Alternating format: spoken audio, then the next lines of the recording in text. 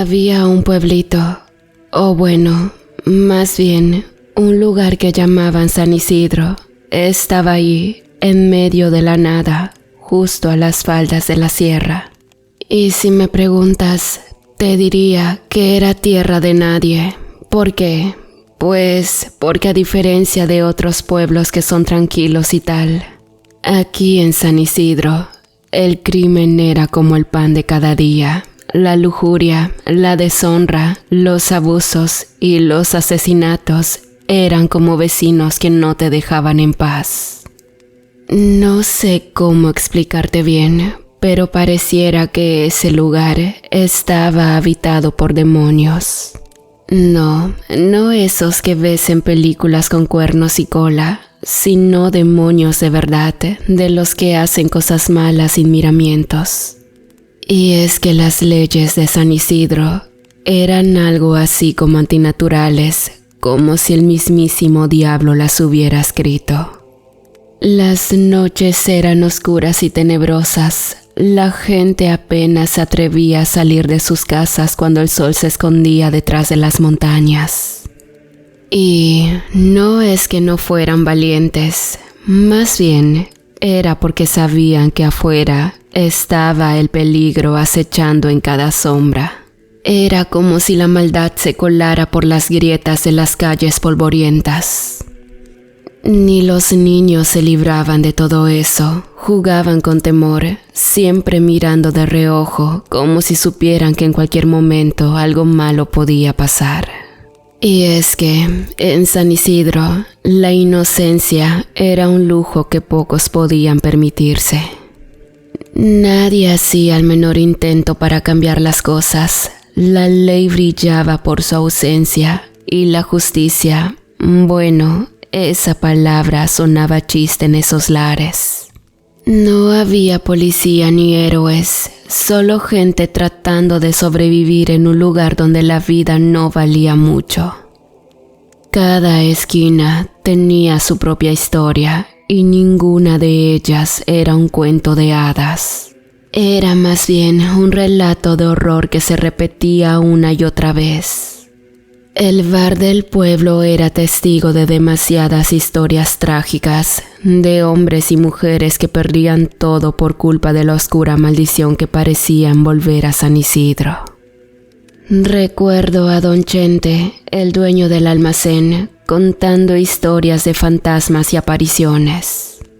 Decía que las sombras en San Isidro tenían vida propia, como si fueran entidades malévolas que se alimentaban del miedo y la desesperación de la gente. Pero nadie le creía. Pensaban que solo eran historias para asustar a los niños y distraerse un poco de la cruel realidad. No puedo explicarte con palabras bonitas lo que era San Isidro. Solo te puedo decir que era como un mal sueño del que nadie podía despertar. Y así, San Isidro se convertía en una especie de infierno en la tierra. Por si faltara algo en aquel endemoniado pueblo, resulta que la gente se dio cuenta de algo raro en el cementerio. Las tumbas estaban siendo profanadas, sí, profanadas, y no era que alguien se llevaba las flores bonitas que la gente dejaba, no, era algo mucho peor. Le robaban el cráneo a los cuerpos que descansaban allí. Ahora, imagínate cómo reaccionó la gente. No es que fueran muy educados para expresarse, pero puedo decirte que hubo gritos, maldiciones y hasta uno que otro llanto. Porque, mira, una cosa es vivir en un pueblo donde los crímenes y las cosas malas son como el pan de cada día. Pero otra muy distinta es que vengan y te quiten la cabeza después de muerto. Eso sí que era el colmo. La noticia corrió como pólvora por todo San Isidro y la gente no sabía qué pensar. ¿Quién demonios haría algo así? ¿Y para qué querría alguien robarse solo la cabeza de los difuntos? ¿Acaso había un loco suelto por ahí que coleccionaba cráneos? Lo peor de todo fue fue que la desconfianza se apoderó de la gente. Todos se miraban con aire de misterio, como si cada uno sospechara del vecino. La tranquilidad que les quedaba se esfumó como agua entre los dedos, y San Isidro se volvió un lugar más oscuro y sombrío.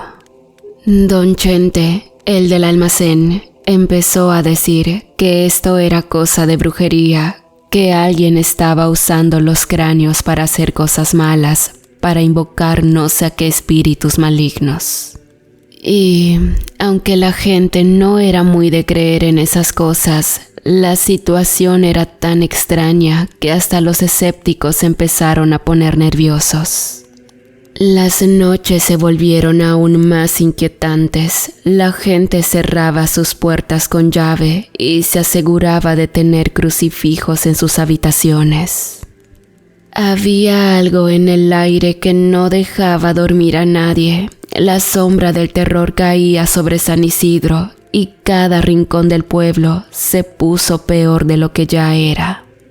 La iglesia, que solía ser un refugio para algunos, se llenó de personas rezando y pidiendo protección, pero incluso allí el miedo estaba presente. Las miradas de los creyentes se cruzaban con temor, como si el mismo diablo estuviera entre ellos riéndose de sus penas. Las autoridades, si es que se les podía llamar así, no tenían idea de qué hacer. La ley en San Isidro era más bien un chiste y la situación se les escapaba de las manos. Y es que nadie se atrevía a enfrentar al ladrón de cráneos, como si el simple hecho de hablar de ello pudiera atraer la desgracia. Entonces, la cosa en San Isidro se puso más rara. La gente, toda desconfiada por lo de los cráneos, empezó a hacer ajustes por su cuenta. Y no estoy hablando de ajustes bonitos y arreglados, sino de cosas feas, de esas que nadie quiere mencionar. Los ajustes no eran nada buenos. La gente agarraba a cualquier pobre alma que pareciera sospechosa y la torturaba. Sí, la torturaba. Ni siquiera sé bien cómo describirlo, pero era algo así como una locura colectiva, como si el miedo hubiera convertido a la gente en bestias sin corazón. Recuerdo al viejo don Fermín, el del molino. Lo acusaron solo porque una vez dijo que le parecía extraño que las gallinas ya no ponían huevos como antes. Y eso fue suficiente para que la gente lo agarrara y empezara con el ajuste. Le pegaron, le dieron de palos y no contentos con eso, lo arrastraron por todo el pueblo. El índice de asesinatos creció más rápido que el pasto en primavera. Cualquiera que oliera sospechoso era condenado sin pruebas, sin juicio, sin nada. Solo bastaba el rumor, la mirada torcida de alguien para que la turba justiciera hiciera de las suyas. Las calles se llenaron de gritos, de llantos, de súplicas, pero la gente estaba tan enloquecida que no escuchaba o no querían escuchar. Muchos de esos ajustes no tenían sentido y la verdad me costaba entender cómo la gente podía actuar así, como si estuvieran poseídos por la misma maldad. Recuerdo a doña Rosa, la de la tienda. La acusaron solo porque una noche la vieron caminando cerca del cementerio. Y eso que vivía al lado del dichoso camposanto. Pero a la gente ya no le importaba la lógica ni la razón, la paranoia los consumía. Y así, hombres y mujeres, jóvenes y viejos, fueron lapidados vivos, quemados en la hoguera como si fueran brujos sacados de la Edad Media. Muchos de ellos confesaban ser brujos, pero estoy seguro que lo hacían solo para dejar de ser torturados. La verdad, ni ellos entendían. La gente quedó marcada, no solo por los ajustes brutales, sino por la culpa que empezaba a pesar en el aire. Muchos se dieron cuenta de que habían matado a inocentes, de que la sombra que perseguían no era nada más que la creación de su propio miedo. Así que, en medio de la oscuridad y el caos, San Isidro se sumió en un abismo de culpabilidad y desesperación. Entonces, cuando pensábamos que ya habíamos pasado por lo peor, una nueva desgracia se abatió sobre San Isidro. Fue como si la maldición que nos perseguía no tuviera fin, y las sombras que rondaban el pueblo se volvieron más oscuras y hambrientas. Resulta que de repente, como si un mal sueño se hiciera realidad, una ola de desapariciones de niños comenzó a azotar el pueblo. No sé bien cómo decirlo, pero la noticia de que los niños desaparecían de la nada hizo que el miedo se apoderara de la gente. Las historias que se contaban eran como sacadas de una pesadilla. Algunos decían haber escuchado alas salir volando en la noche, como si alguna criatura alada se llevara a los niños. Otros aseguraban que una rata gigante salía del drenaje. Sí, del drenaje, y con sus garras filosas tomaba a los niños de la cabeza. Lo extraño de todo es que cada vez que un niño desaparecía, dejaba un cráneo en el lugar. Un cráneo, así como lo oyes, como si alguien o algo estuviera intercambiando vidas por cabezas, y eso sí que era una locura total. La gente estaba aterrada, los padres no dejaban que sus hijos salieran de casa, y las calles, que antes eran el escenario de los ajustes brutales, ahora eran desiertas y silenciosas. Don Chente decía que esto era obra de algún ser maligno que se alimentaba de la inocencia de los niños. Hablaba de demonios, de monstruos que solo existían en las peores pesadillas. Y aunque la gente no entendía bien lo que decía, la sola idea de perder a sus hijos les hacía creer cualquier cosa. Las historias de las desapariciones se multiplicaban y la gente vivía con el corazón en la garganta, esperando el siguiente golpe de la tragedia. Y lo más extraño de todo es que a pesar de la pesadilla que vivíamos, siempre quedaba un cráneo como mudo testigo de la desgracia. En este punto de la historia, todo parecía ser un enorme misterio que jamás sería resuelto, un verdadero callejón sin salida. Pero el poblado pudo ver un poco de la luz con la aparición de Tenacio. Tenacio era un hombre que siempre había sido buena gente, ayudando a la iglesia y al padre.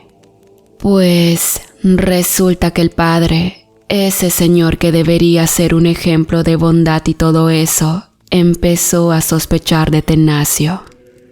Tenacio siempre fue un tipo especial, no porque tuviera algo raro en la cabeza, sino porque tenía una discapacidad motora. Pero eso no le impedía ser de lo poco rescatable que teníamos en ese pueblo. Ayudaba a la iglesia, daba una mano aquí y allá y todos lo respetábamos.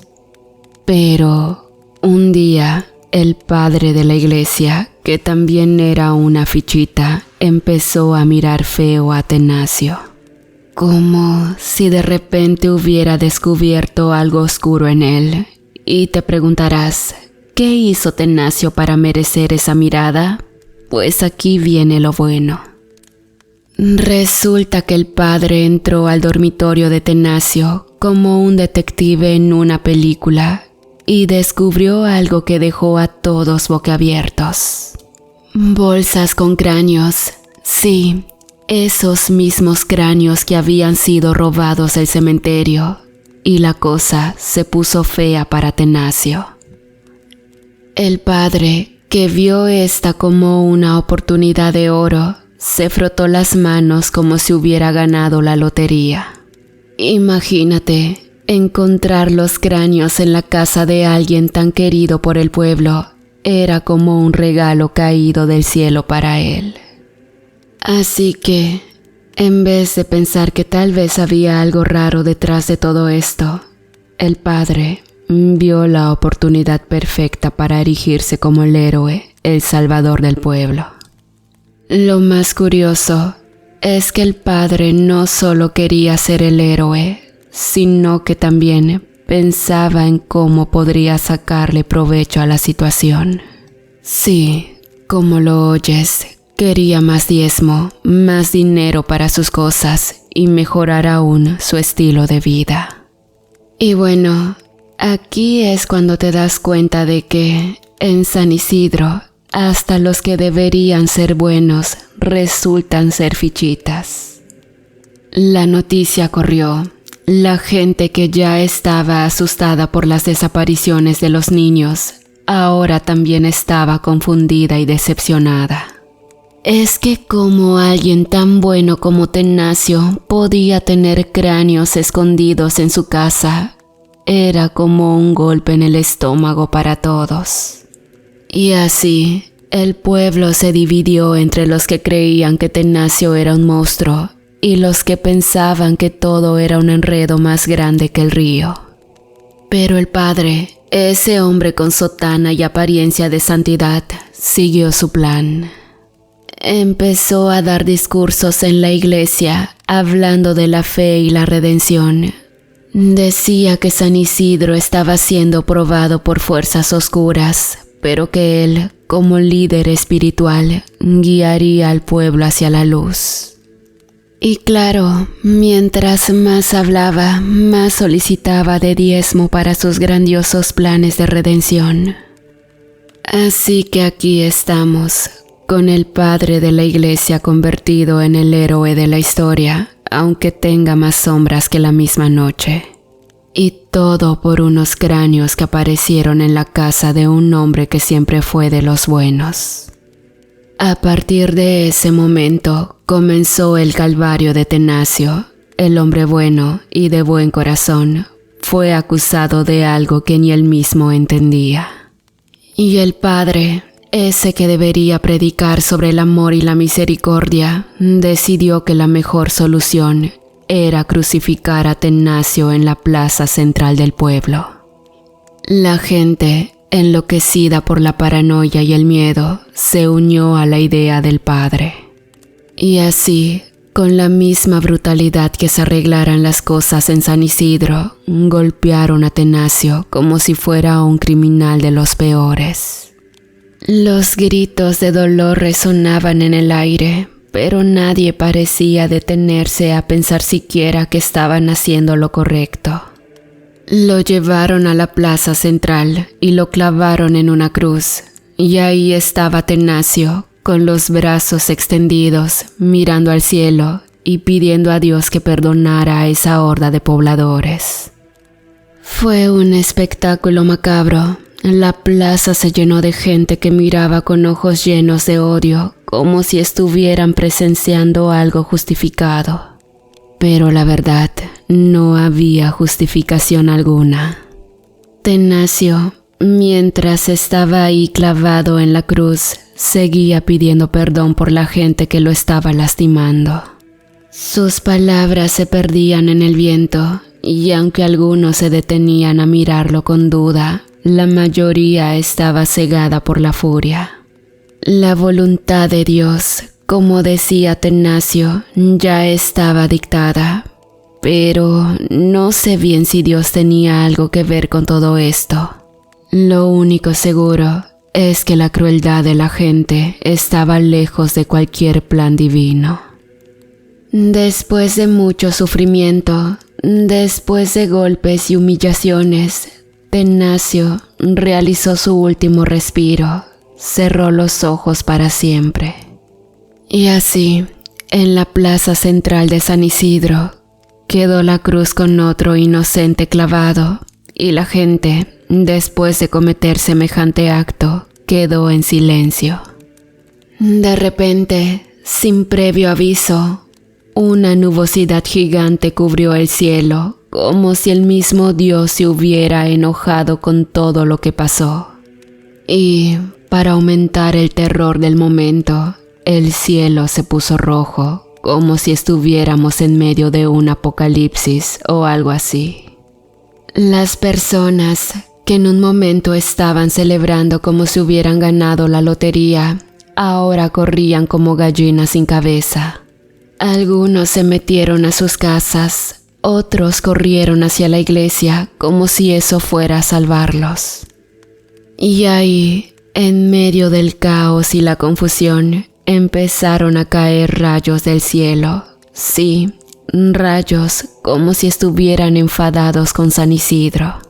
Fueron 12 en total, cayendo en diferentes puntos del pueblo. La gente corría y gritaba, algunos se arrodillaban y rezaban, y otros simplemente no sabían qué hacer.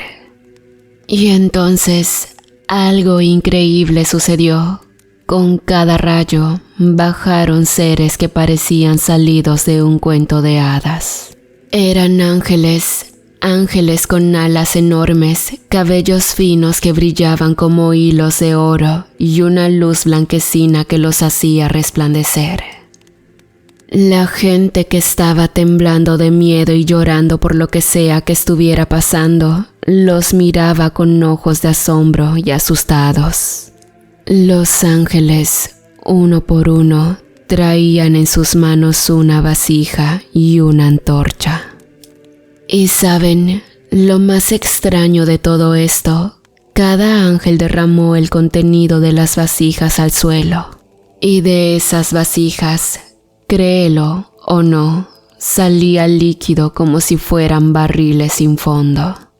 El líquido se esparcía, empapando casas y calles como si fuera una especie de bendición celestial. La gente, que al principio no sabía si llorar o reír, veía cómo sus casas se empapaban con ese líquido divino, pensando que era una bendición. Y al final, las vasijas derramaron suficiente líquido como para empapar a todo el pueblo. Los ángeles, con su luz blanca y su paz celestial, caminaban entre la gente que ahora los miraba con ojos diferentes. Algunos se arrepentían de lo que habían hecho, otros simplemente no sabían qué decir. No sé qué significa todo esto, pero parece que el cielo decidió intervenir de alguna manera. Los ángeles, con sus vasijas y su líquido divino, dejaron su marca en San Isidro. Resulta que esos ángeles, que al principio parecían ser mensajeros de paz, de repente tiraron sus antorchas al suelo y fue como si el mismísimo infierno se desatara en el pueblo. Las antorchas prendieron fuego al pueblo entero de la mano del contenido de las vasijas, que al parecer era un líquido inflamable. A la gente que lo vivía, a las casas y a todo lo que encontraba a su paso, fue una masacre de fuego. La gente gritaba, realizando esos gritos guturales que se escuchaban hasta en los confines del pueblo. Y mientras corrían, su carne y su piel se achicharraban, consumidas por las llamas, dejando un hedor insoportable. La mayoría ardió aquel día, en el que el infierno tomó a ese pueblo como su sucursal, excepto unos pocos, muy pocos. Y sí, yo fui uno de ellos. No sé bien por qué, pero el fuego no me tocó, como si alguna fuerza misteriosa me protegiera. Fue un milagro, o tal vez una broma macabra del destino. Después de aquella masacre infernal, uno de los ángeles se asomó entre las llamas, y lo que vimos detrás de él nos dejó a todos en shock. Una fila de niños, sí, todos esos niños que habían sido secuestrados por Tenacio estaban allí, vivitos y coleando. Y bueno, fue entonces cuando entendimos lo que estaba pasando. Aquel pueblo, San Isidro, estaba gobernado por los pecados y, para detener la expansión de ese mal, los ángeles tuvieron que hacer una purga.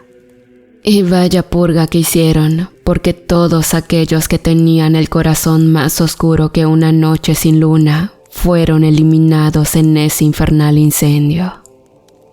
Los ángeles, al parecer, estaban purificando el lugar, y los niños, que eran la representación de la inocencia pura, fueron dejados vivos para ser la nueva generación de habitantes.